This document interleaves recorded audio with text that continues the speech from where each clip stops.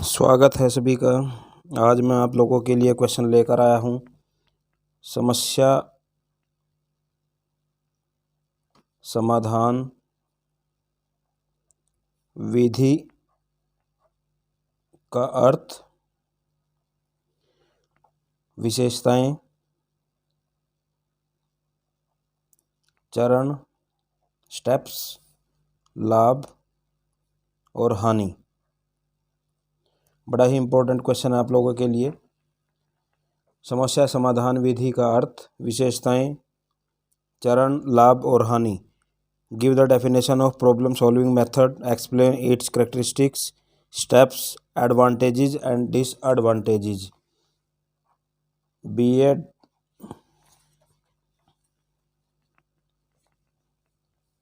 Fourth B।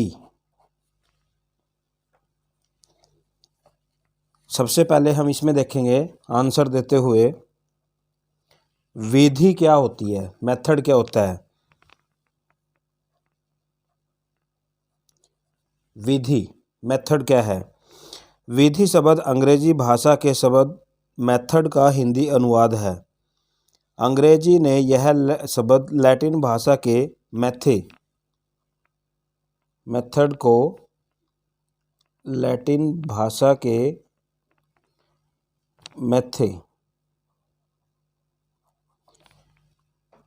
शब्द से लिया है, जिसका भाव है साधन, पथ, मार्ग या रास्ता। पथ, मार्ग या आप बोल सकते हो ढंग। ठीक है, ढंग। इसलिए विधि से अभिप्राय है किसी कार्य को करने के किसी विशेष या व्यवस्थित ढंग से है। शिक्षण विधि, पहले विधि उसके बाद शिक्षण विधि। शिक्षण विधि, टीचिंग मेथड। शिक्षण विधि ऐसा माध्यम या साधन है जिसके द्वारा विषय सामग्री विद्यार्थियों तक पहुंचती है। शिक्षक शिक्षण के दौरान विभिन्न विधियों का प्रयोग करके अपने टॉपिक को, अपने सब्जेक्ट को, अपने उप विषय के बारे में विद्यार्थियों को बताता है। उसका मुख्य उद्देश्य उप विषय की धारणाओं को विद्यार्थियों को अच्छी तरीके से समझाना होता है। एक शिक्षक के लिए प्रत्येक विधि समान महत्व रखती है, क्योंकि वह समय, स्थान, आवश्यकता और उप विषय के अनुसार किसी भी विधि का चयन कर सकता है। समय के अनुसार, उप विषय के अनुसार, समय, उप विषय के अनुसार किसी भी विधि का चयन कर सकता है, चाहे फिर स्थान, चाहे फिर आवश्यकता को ध्यान में रखना। ठीक है। आधुनिक युग विज्ञान और प्रौद्योगिकी का युग है। इसके परिणाम स्वरूप समाज में निरंतर परिवर्तन हो रहे हैं और शिक्षा समाज का अभिन्न अंग है। स्वाभाविक तौर पर इसका प्रभावित होना भी अनिवार्य है। ठीक है। तो शिक्षण विधि यानी पढ़ाने की उचित विधि। इसमें एक हम डेफिनेशन अगर बोलें तो डेफिनेशन ले सकते हैं। वेस्ले के अनुसार विधि स्वयं शैक्षिक गतिविधियों की किसी ऐसी श्रृंखला अनुक्रम को दर्शाती है जिसका परिणाम विद्यार्थियों के अधिगम के रूप में प्राप्त होता है। तो ये हमारे था शिक्षण विधि। अब उसके बाद आता है समस्या समाधान विधि।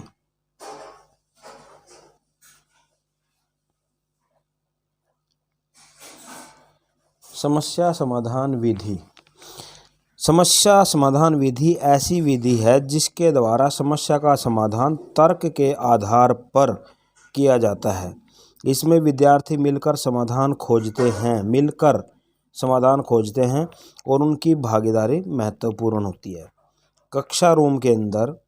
कक्षा कक्ष के अंदर शिक्षक के नेतृत्व में विद्यार्थी उस समस्या का समाधान खोजते हैं। समस्याएं प्रकृति में विभिन्न प्रकार की हो सकती हैं। जब विद्यार्थी समाधान खोजने के लिए प्रश्नोत्तर करता है तो उसके ज्ञान में वृद्धि होती है। जब प्रश्नोत्तर करता है तो ज्ञान में वृद्धि होती है। बौद्धिक शक्ति का विकास होता है। बौद्धिक शक्ति का विकास होता है। यह विधि उद्देश्य आधारित और उद्देश्य निर्देशित होती है। इस विधि की सफलता इसके प्रस्तुतिकरण और बच्चों द्वारा इसका समाधान करने की तैयारी पर निर्भर करता है। अब इसकी विशेषताएं, कैरेक्टरिस्टिक्स। चुनौतीपूर्ण, challenging.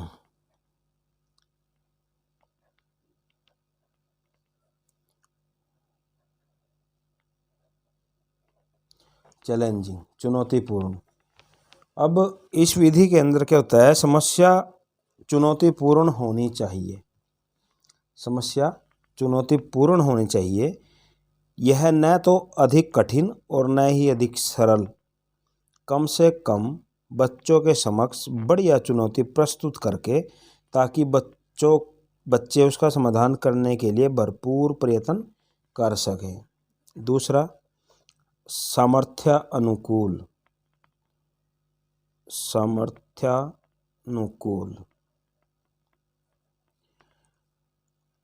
According to ability.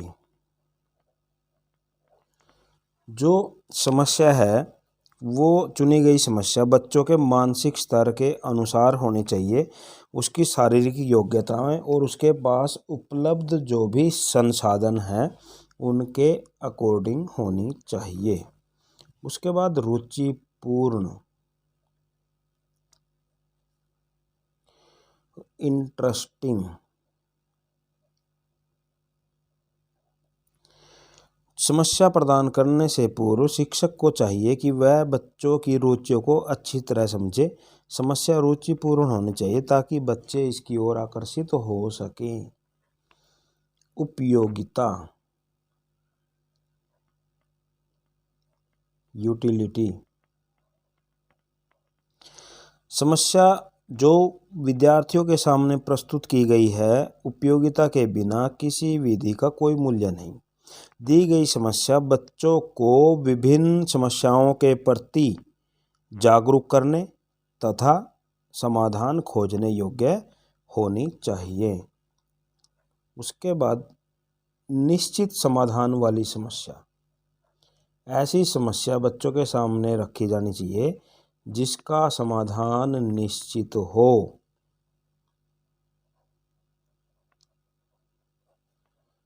Problem with definite solution. Problem with definite solution. जो भी समस्या बच्चों के सामने आप रख रहे हो वो समस्या ऐसी हो कि उसका जो समाधान है वो विद्यार्थी उस तक आराम से पहुंच सकें। मानव की मूलभूत आवश्यकताओं से संबंधित। मानव की मूलभूत आवश्यकताओं से संबंधित। Related to basic needs. Related to basic needs of human. जो भी समस्या है वो मानव की मूलभूत आवश्यकताओं को ध्यान में रख के बच्चों के सामने दी जानी चाहिए। और सेकंड लास्ट पॉइंट बच्चों आपके लिए है विषय वस्तु आधारित।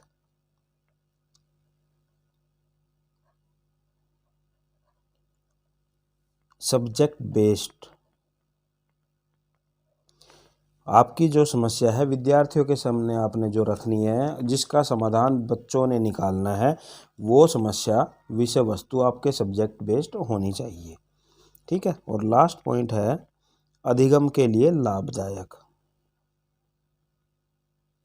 अधिगम के लिए लाभदायक, helpful to learn.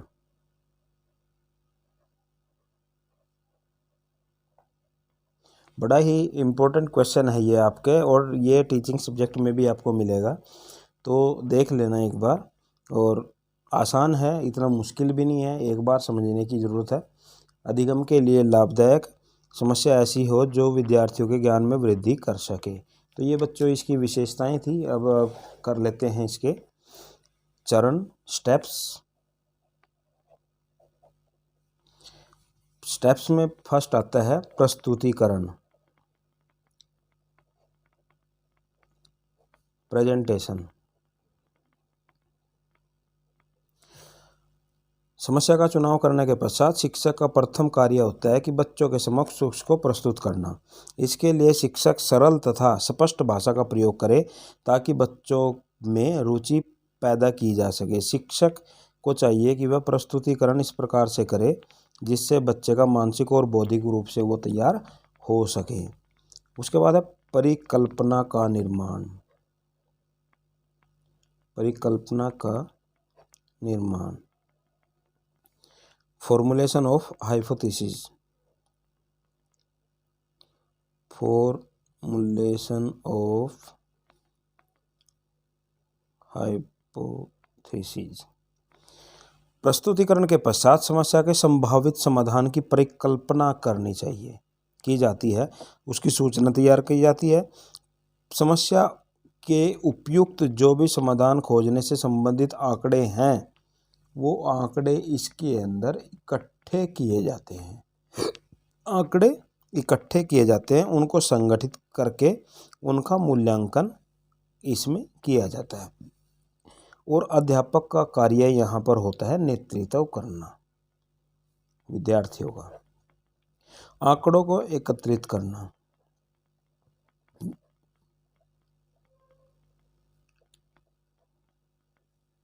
Collection of data.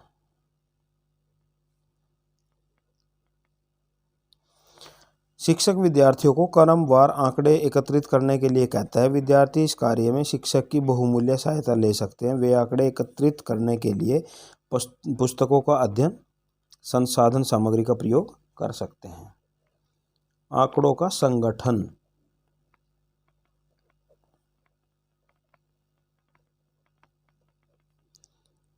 Organisation of data.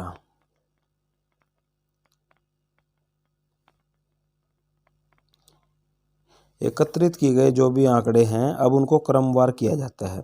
फिर विद्यार्थी तर्क शक्ति का प्रयोग करके आवश्यक जो सामग्री है उसको संगठित करते हैं और जो बाकी बचती है उसको उसका परित्याग कर देते हैं, उसको त्याग देते हैं। इसके पश्चात इन आंकड़ों का सही ढंग से विश्लेषण किया जाता है और विद्यार्थियों को इस चरण में बहुत सावधानी बरतने की आवश्यकता होती है। उसके बाद आता है निष्कर्ष निकालना।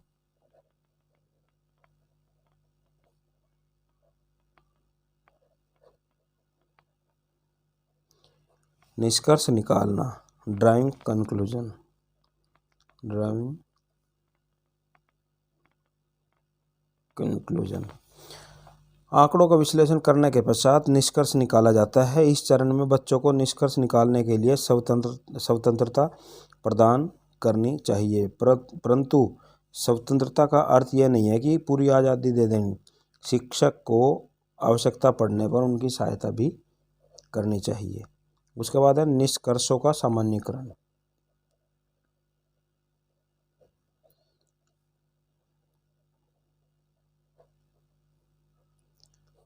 निष्कर्षों का सामान्यीकरण, journalisation of conclusions of conclusion.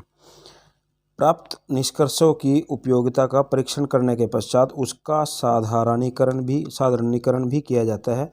इस बात को ध्यान में रखना चाहिए कि विद्यार्थी समस्या समाधान विधि में निष्पक्ष और व्यापक विचारधारा वाले रहें। और लास्ट पॉइंट आता है विद्यार्थियों, बच्चों, रिकॉर्ड रखना, मेंटेनिंग रिकॉर्ड।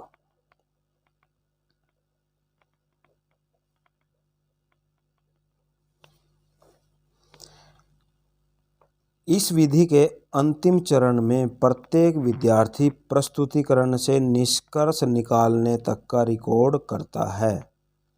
हर चीज़ का रिकॉर्ड रखा जाता है। उसके बाद बच्चों कर लेते हैं लाभ, एडवांटेजेस। फर्स्ट, उद्देश्यपूर्ण, पर्पजफुल। जो यह समस्या समाधान विधि है विद्यार्थियों को उद्देश्य प्रदान करती है, जिस कारण बच्चों में रुचि पैदा होती है और वो समस्या का समाधान धैर्य से कर लेते हैं। जीवन से संबंधित, जीवन से संबंधित, रिलेटेड टू लाइफ।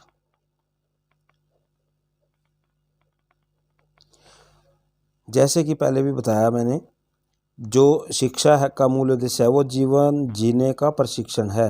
मनुष्य के लिए जीवन की समस्याओं को सुलझाना बहुत आवश्यक होता है। यह विद्यार्थियों को सोचने, निर्णय लेने, मूल्यांकन करने, तुलना करने और उत्तम का चुनाव करने का अवसर प्रदान करती है। उसके बाद विद्यार्थी केंद्रित,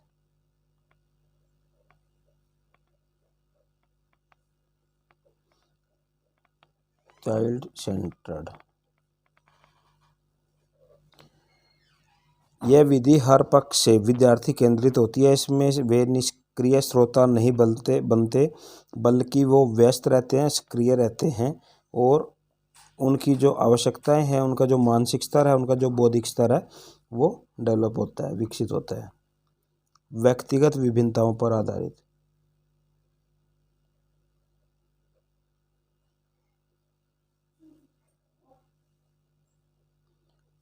पर आधारित जो समस्या समाधान विधि है based on individual differences, based on individual differences. यह विधि व्यक्तिगत विभिन्नताओं को ध्यान में रखती है। शिक्षक संपूर्ण प्रक्रिया में बच्चों का निरीक्षण करता है, जिससे वे पढ़ाई में पिछड़ते नहीं हैं। प्रेरणादायक,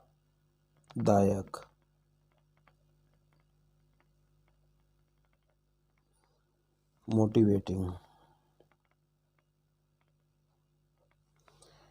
इस विधि में बच्चों के समक्ष चुनौतीपूर्ण समस्या रखी जाती है, जिसका उन्होंने योग्य समाधान खोजना होता है।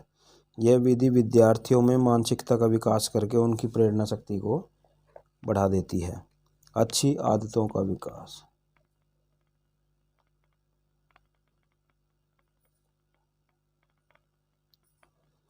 Development of good habits.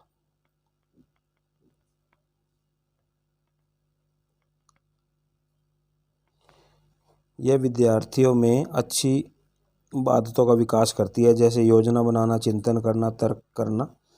उनको इस योग्य बना देती है ताकि वो समस्या का समाधान ढूंढ सके। प्रभावशाली ज्ञान,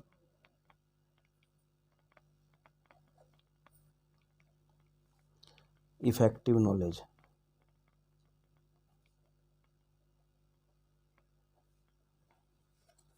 इफेक्टिव नॉलेज, इस विधि में क्या होता है कि जो भी ज्ञान दिया जाता है वो प्रभावशाली होता है और इसमें स्वयं करके ज्ञान प्राप्ति होती है।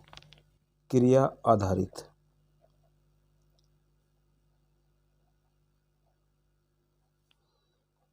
Activity based.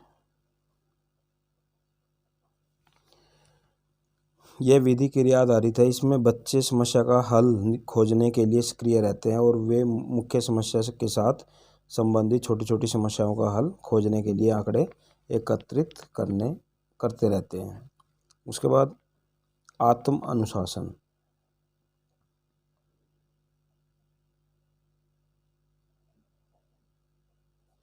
Self discipline.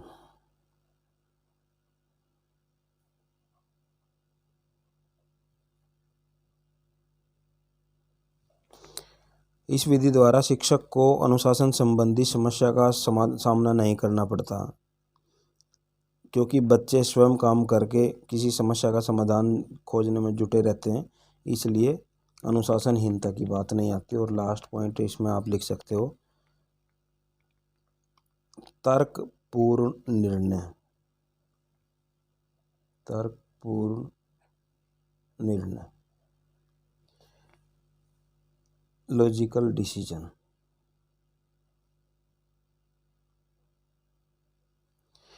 इस विधि में क्या होता है, समस्या समाधान विधि के अंदर तर्कपूर्ण निर्णय लेने में विद्यार्थी कई समय सहायता करती है, क्योंकि इसमें विद्यार्थी यह बात समझ लेते हैं कि प्रत्येक समस्या का समाधान तर्कपूर्ण निर्णय लेने में छिपा होता है।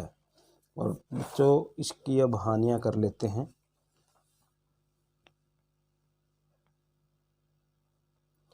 डिमेरिट्स क्या हैं? अधिक समय लेने वाली,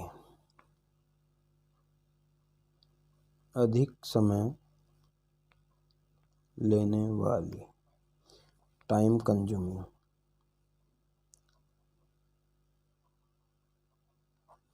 समस्या समाधान विधि यह एक लंबी विधि है। इसमें विद्यार्थियों को आंकड़े एकत्रित करने, उनका विश्लेषण करना, उनका सामान्यीकरण करना, कई क्रियाएं स्वयं करनी पड़ती है। इस विधि के लिए शिक्षक को काफ़ी तैयारी करनी पड़ती है, तो इसमें टाइम ज़्यादा लगता है। योग्य शिक्षकों की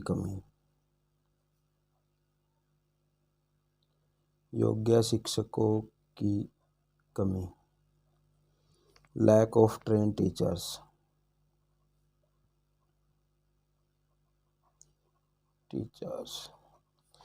इस विधि का प्रयोग केवल एक योग्य शिक्षक ही कर सकता है। समस्या के चुनाव से लेकर समस्या के समाधान तक शिक्षक को कई विशेष तकनीकों का प्रयोग करना पड़ता है, लेकिन बहुत कम ही शिक्षक इस कला में कुशल होते हैं। अच्छी पुस्तकों की कमी, lack of good books,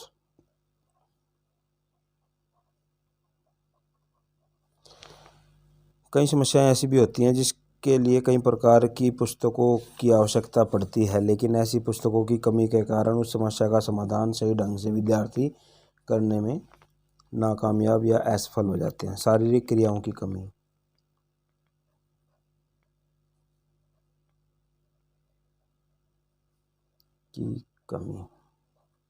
lack of physical activities,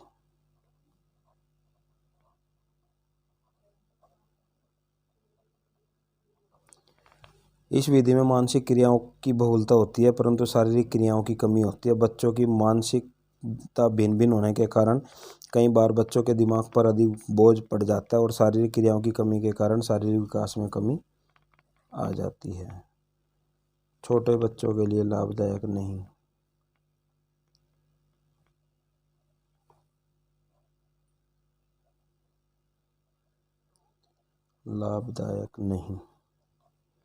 not useful for younger children,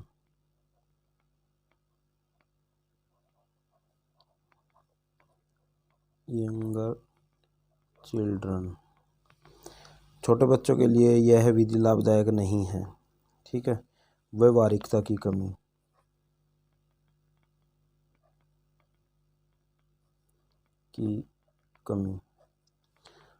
less practical,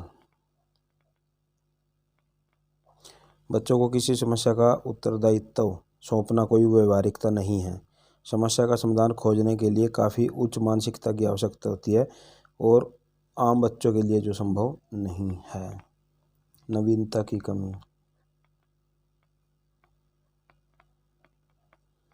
lack of novelty,